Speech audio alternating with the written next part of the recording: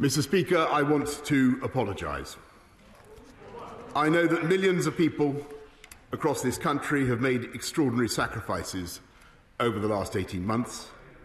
I know the anguish that they have been through, unable to mourn their relatives, unable to live their lives as they want or to do the things they love. And I know the rage they feel with me and with the government I lead when they think that in Downing Street itself the rules are not being properly followed by the people who make the rules.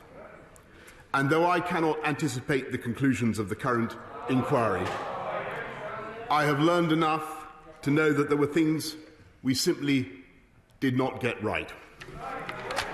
And I must take responsibility. Number 10 is a big department with the garden as an extension of the office, which has been in constant use because of the role of fresh air in stopping the virus.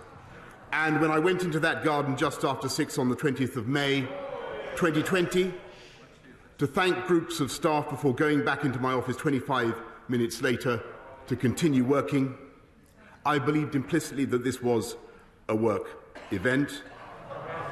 But, Mr. Speaker, with hindsight, I should have sent everyone back inside. I should have found some other way to thank them.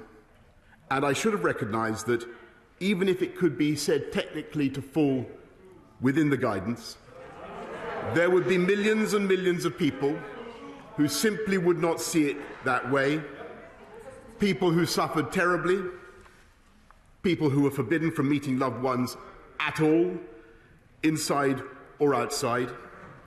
And to them and to this House I offer my heartfelt apologies. And all I ask is that Sue Gray be allowed to complete her inquiry into that day and several others so that the full facts can be established. And I will, of course, come back to this House and make a statement.